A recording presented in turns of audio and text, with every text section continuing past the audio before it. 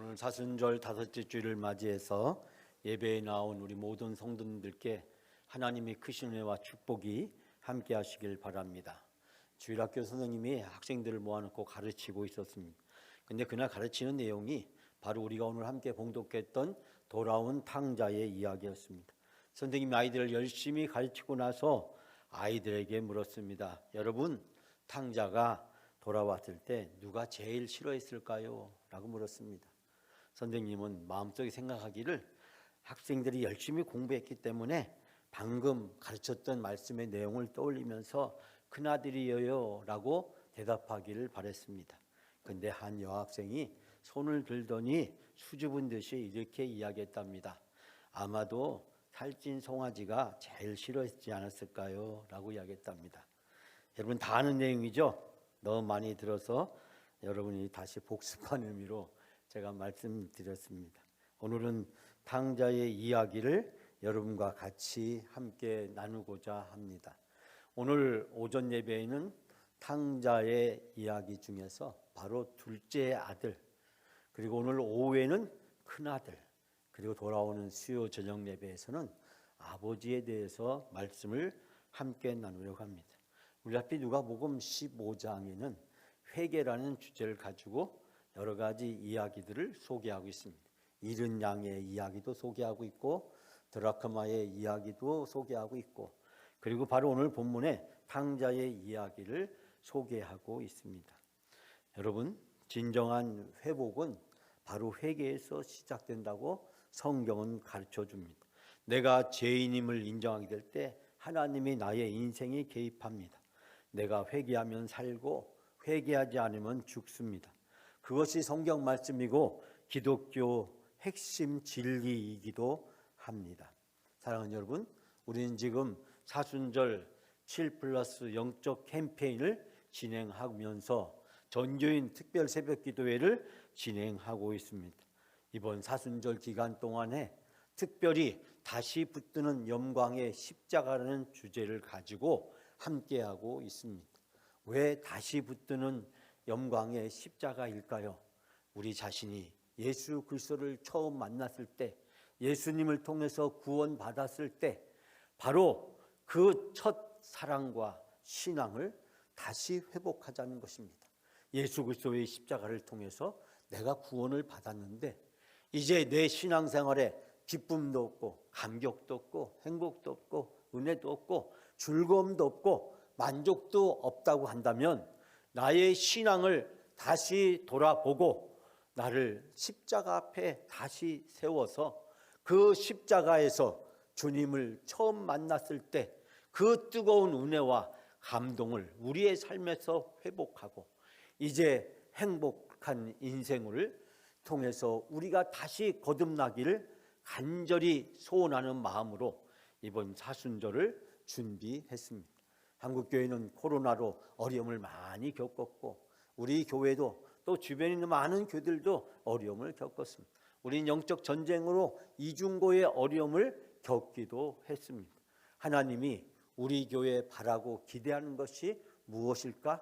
한국교회에 바라고 기대하는 것이 무엇일까? 제가 이 오정동과 이 근처에 있는 여러 교회들을 살펴보니까 한 가지 놀라운 사실을 발견했는데 대다수 교회들이 우리 교회와 똑같이 2024년 회복을 위해서 기도하고 전심전력을 기울이고 있다라는 사실을 발견하게 됐습니다. 우리 교회에서 아주 가까운 요 건너편에 있는 한 교회도 보니까 회복과 부흥이 2023년도 목회 주제더라고요. 우리 교회하고 어떻게 똑같은지 누가 컨닝했는지 모르겠지만 하여간 모든 교회들의 마음이 회복되기를 원하는 간절한 소원을 가지고 있다는 사실을 발견하게 되었습니다. 사랑하는 여러분, 2024년 사순절에 우리 모든 영광의 가족들이 믿음과 신앙이 또 삶과 인생에 있어서 아름다운 회복의 역사가 나타나기를 주님의 이름으로 축원합니다. 오늘 본문의 말씀은 제가 설교를 하기 위해서 정한 말씀이 아니라 사순절 달력에 나오는 교회력에 등장하는 본문 말씀입니다. 저는 이 말씀을 가지고 말씀을 준비하면서 하나님의 절묘한 타이밍을 생각하게 됩니다. 하나님은 어떻게 우리 영광교회를 이렇게 잘 아시고 우리 영광교회 이 시점에 딱 필요한 말씀을 주실 수 있을까? 저는 하나님의 은혜에 다시 한번 감탄하지 않을 수 없습니다. 탕자의 이야기는 곧 우리의 이야기고 나의 이야기고 우리 교회의 이야기고 한국 교회의 이야기고 이 시대를 살아가는 우리 대한민국 모든 사람의 이야기라는 사실을 발견하게 됩니다. 사랑하는 여러분, 오늘은 그 첫 번째로 집 밖의 탕자, 집 밖으로 나갔던 탕자, 즉 둘째 아들의 이야기를 여러분과 함께 세 가지 은혜로 함께 나누기로 합니다. 첫 번째는 이 둘째 아들의 죄악입니다. 자, 둘째 아들의 죄악은 어떤 것이었을까요? 자, 12절 말씀 우리가 다 같이 함께 봉독합니다. 그 둘째가 아버지에게 말하되 아버지여 재산 중에서 내게로 돌아올 분깃을 내게 주소서 하는지라.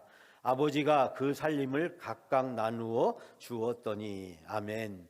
작은 아들이 아버지에게 이야기합니다. 아버지, 재산 가운데 나에게 어차피 나누어 줄 그 유산의 몫을 지금 나눠 주십시오. 그러자 아버지가 살림을 두 아들에게 나누어 주었다라고 이야기하고 있습니다. 우리는 이 본문의 말씀을 읽으면서 이 아들이 아마 아버지로부터 독립을 해서 이제 새로운 사업도 하고 이제 성숙한 인생을 펼쳐갈 목적을 가지고 있는가 보다라고 생각할 수가 있습니다. 신명기 21장에 보게 되면 당시 유대인들의 재산 상속에 대해서 우리에게 소개해주고 있는데 장자에게는 바로 3분의 2를 상속하게 되어 있고 그리고 차남에게는 3분의 2를 나누어 주는 것을 규정하고 있다라고 이야기합니다. 오늘 본문 말씀에 특별히 문제가 없는 것처럼 보이나 당시 유대인들이 지켰던 관례에 보면 이 둘째 아들은 아버지에게 용서받을 수 없는 치명적인 불효를 저지르고 있다는 사실을 발견하게 됩니다. 그것은 무엇이냐면 당시 유대인들은 부모가 임종이 임박했을 때 바로 자식들에게 재산을 상속한다라고 이야기합니다. 즉 돌아가시기 직전에 세상을 떠나기 직전에 자식들에게 그 재산을 상속하게 되었는데 오늘 바로 이 둘째 아들은 아버지가 멀쩡히 살아있는데 아버지가 지금 돌아가실 상황이 아닌데 그 아버지에게 가서 재산을 상속해달라고 요구합니다. 여러분, 이 둘째 아들의 행위를 우리는 어떻게 받아들일 수 있을까요? 뿐만 아니라 당시 아버지가 살아 계신다면 그 재산도 아버지의 동의 없이는 마음대로 처분할 수가 없고 심지어는 아버지의 재산을 통해서 사업을 해서 많은 이득금을 남겼다고 할지라도 그 이득금을 처리하는 데 있어서 아버지의 동의 없이 임의로 처리할 수는 없었다라고 이야기합니다.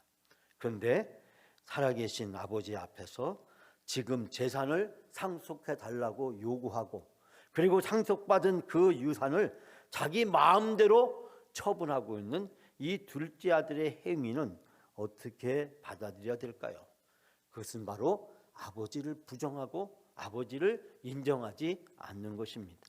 아버지가 멀쩡히 살아계신데 재산의 상속을 요구하고 그리고 자기의 욕망을 실현하기 위해서 아버지의 허락 없이 함부로 처분하고 그리고 그 재산을 낭비한 이 둘째 아들의 이야기는 바로 이 둘째 아들이 내가 이제 아버지다 불효자를 선언하고 있는 것입니다.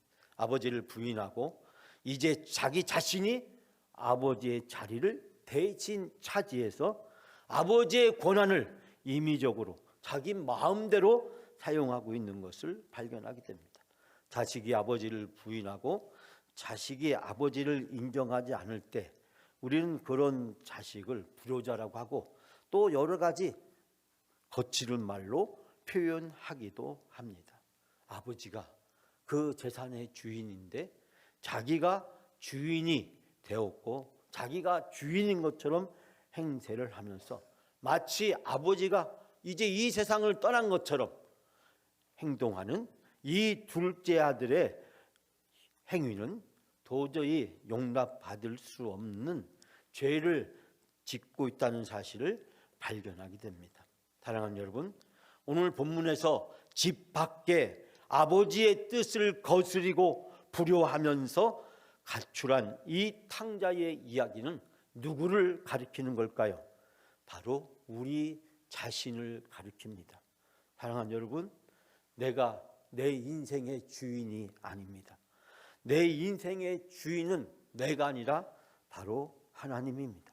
그런데 우리는 인생을 살아가면서 내 인생의 주인이 하나님임에도 불구하고 내가 주인인 것처럼 내 마음대로, 내 생각대로, 내 경험대로, 내가 하고 싶은 대로, 내가 가지고 있는 지식대로 행한 적이 얼마나 많았습니까?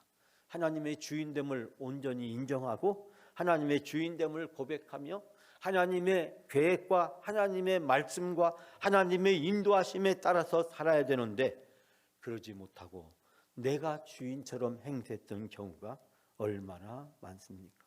사랑하는 여러분, 여러분의 인생의 주인은 여러분이 아니라 바로 하나님이십니다.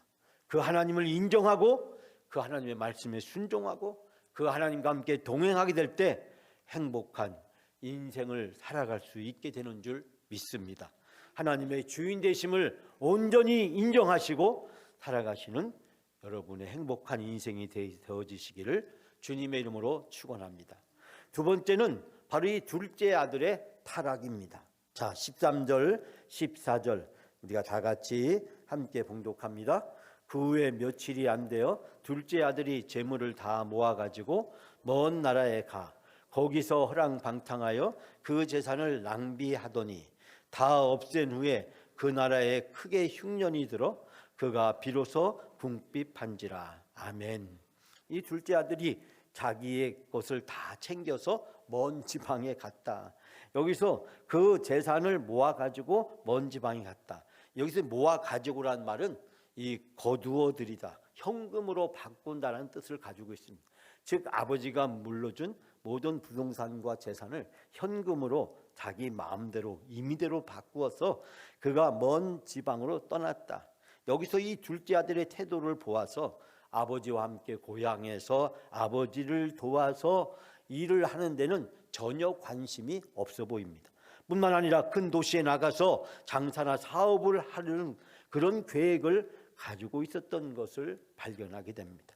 오늘 말씀에 허랑방탕하여 라고 되어 있는데 이 말은 방탕하게 살면서라는 뜻입니다. 이 말의 원래 이 뜻은 거친 삶을 사는 것을 이야기합니다.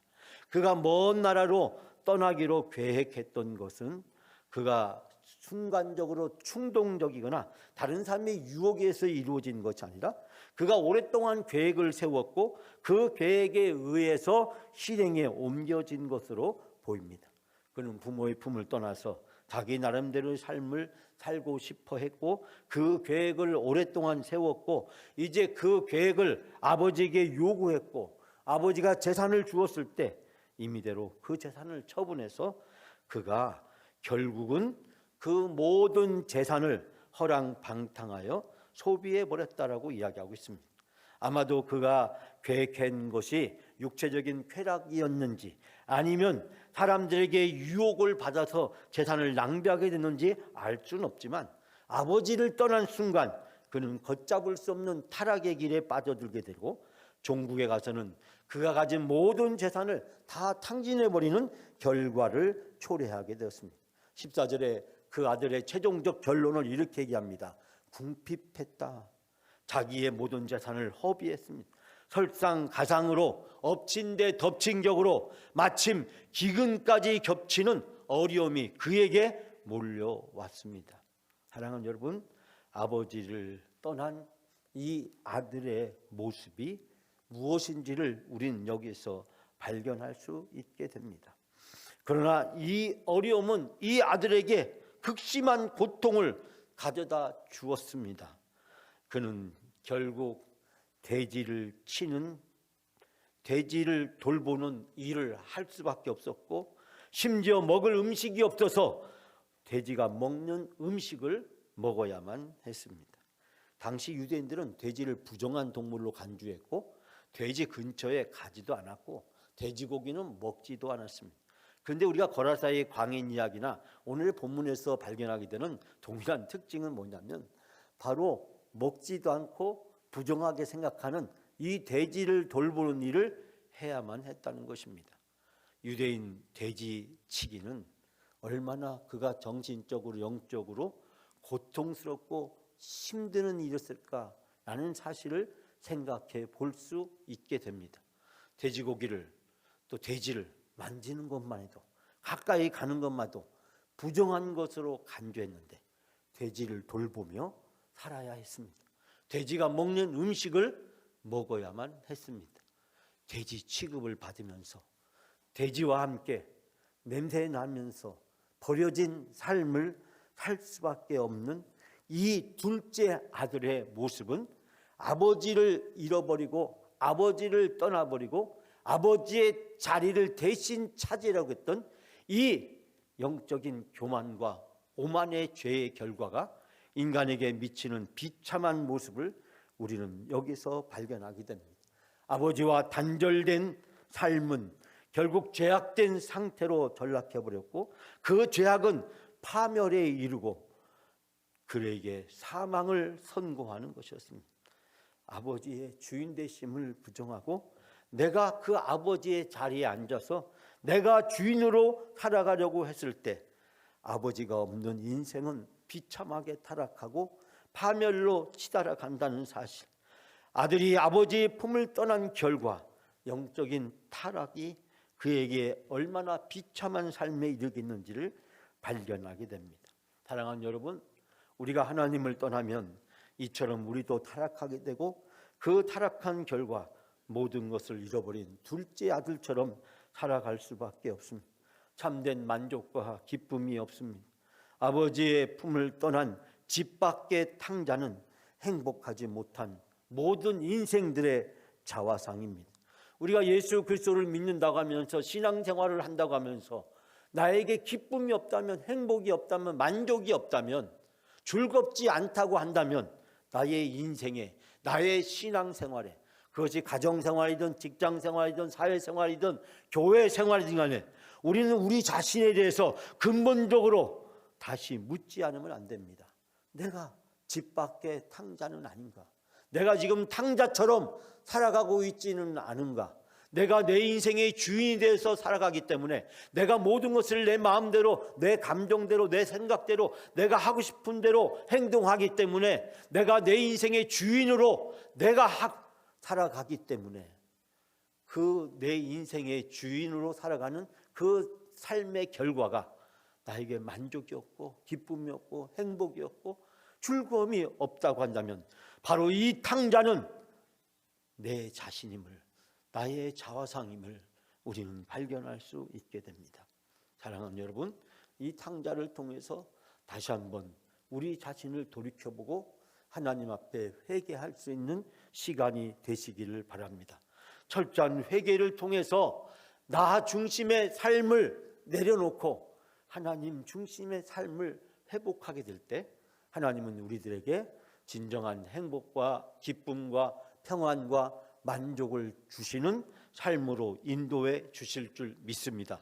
하나님을 떠나서 하나님 없는 인생은 어떠한 상황 속에도 행복함이 없습니다. 물질도 쾌락도 지식도 출세와 성공과 그 어떤 것도 그 사람을 만족시켜 줄 수 없고 그 사람에게 진정한 행복을 가져다 줄 수 없습니다.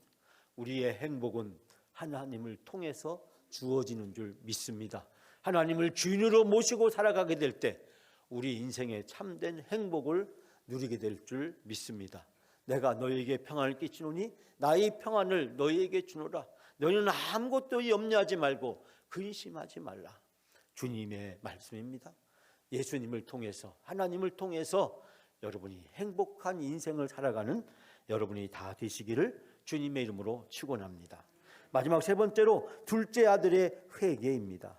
자, 길지만 17절부터 19절까지 마지막으로 우리가 세 절만 다 같이 한 목소리로 봉독합니다.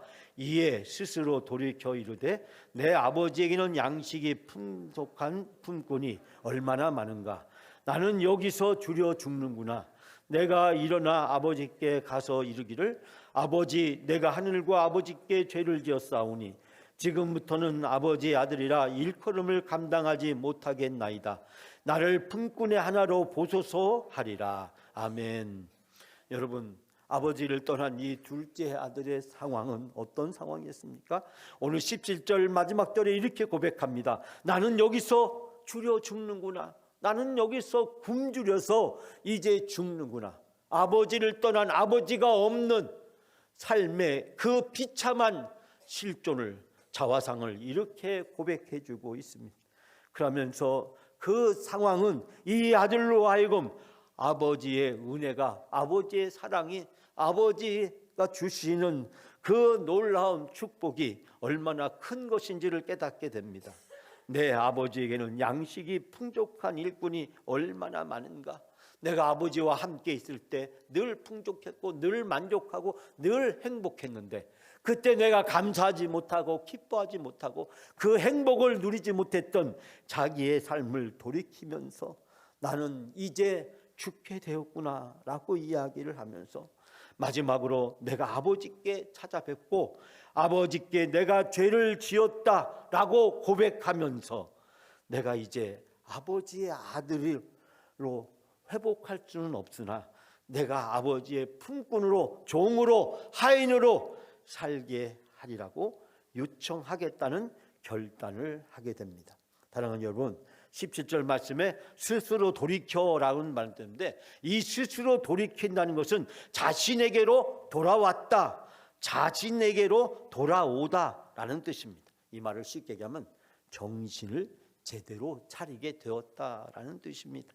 여러분, 인생의 고난과 역경은 때로는 우리를 힘들고 어렵게 하지만, 그러나 그 힘들고 어려운 고난과 역경은 때때로 우리들에게 놀라운 은혜의 기회가 된다는 사실을 발견할 수 있게 됩니다.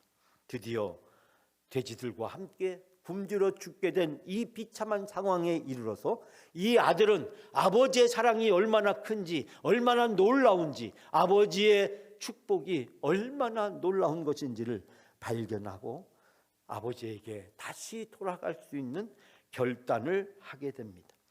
이 아들은 회개하며 아버지에게 나가기로 결단을 하고 있습니다.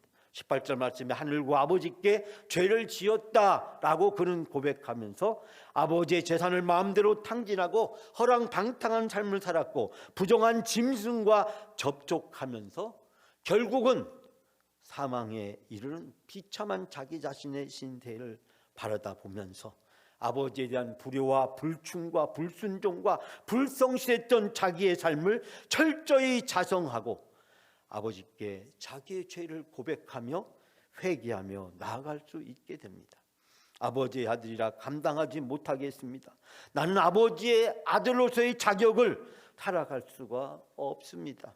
자기의 죄를 깨닫고 철저하게 뉘우치고 있는 모습을 발견하게 됩니다. 여러분, 회개는 단순히 내가 잘못했다는 것을 뉘우치는 것이 아니라 근본적으로 잘못되었다는 것을 인정하는 것입니다. 우리는 때로는 회개와 후회를 구분하지 못하는 경우가 많습니다. 내가 차라리 그렇게 말하지 말 것을, 내가 그때 그렇게 행동하면 안 됐는데 라고 생각하는 것은 후회하는 것입니다. 후회는 아무리 해도 소용이 없습니다. 왜냐하면 또 그와 같은 짓을 반복하고 그와 같은 행동을 되풀이하기 때문입니다. 우리는 후회를 끊어버리고 회개로 나가야 됩니다. 회개는 다시 그와 같은 일을 되풀이하지 않도록 근본적으로 무엇이 잘못됐는지를 발견하고 인정하는 것입니다. 이 둘째 아들은 자기의 비참한 상황을 돌아보면서 아버지의 사랑을, 아버지의 은혜와 축복을 다시 회복하는 기회를 삼게 되었고, 그는 눈물로 회개하면서 아버지에게 나아가게 됩니다. 나 중심의 삶에서 이제 아버지 중심으로 그의 인생의 방향이 유턴하고 있다는 사실을 우리는 여기에서 발견하게 됩니다. 사랑하는 여러분, 오늘 주신 말씀을 통해서 우리에게 주시는 하나님의 영적 교훈은 무엇입니까? 바로 이 둘째 아들의 모습을 보면서 집을 떠난 둘째 아들이 바로 우리 자신이라는 사실을 발견하게 됩니다. 이 아들은 나의 자화상이고 나의 고백입니다. 사랑하는 여러분, 영광의 둘째 아들 탕자, 그는 누구입니까? 바로 저고 여러분 자신입니다. 우리 모두 한 사람 한 사람이 주님, 내가 바로 그 탕자였습니다. 내가 그 탕자로 살았습니다. 사순절 기간 동안에 우리 자신을 살펴보면서 다시 하나님 앞에 나아가는 귀한 시간이 되시기를 바랍니다. 사순절 기간 동안에 다시 붙드는 십자가를 바라다 보면서 이 하나님이 나를 사랑하시고 구원하기 위해서 독생자 예수 그리스도를 보내주신 그 놀라운 구원의 은혜와 축복을 다시 회복하면서 하나님 앞에 나를 다시 세우는 귀한 시간이 되시기를 바랍니다. 내가 탕자로 눈물로 십자가를 적시며 다시 십자가를 붙들게 될 때, 그때 하나님의 놀라운 회복의 은혜와 축복의 보따리가 우리에게 펼쳐지는 은혜가 역사하게 될 줄 믿습니다. 사랑하는 여러분, 하나님은 여러분을 사랑하시며 여러분의 놀라운 계획을 가지고 계십니다. 2024년 봄에 하나님은 우리들을 위해서 은혜를 준비해 놓으셨고 축복의 보따리를 예비해 놓으셨습니다. 우리가 하나님 앞에 나가기만 하면 내가 바로 이 탕자입니다. 눈물로 회개하며 십자가를 적시게 될 때 하나님은 풍성한 은혜와 축복을 베풀어 주실 줄 믿습니다. 2024년 봄이 오는 사순절에 여러분이 하나님의 축복의 봄꽃이 활짝 피는 역사가 있어지기를 주님의 이름으로 축원합니다.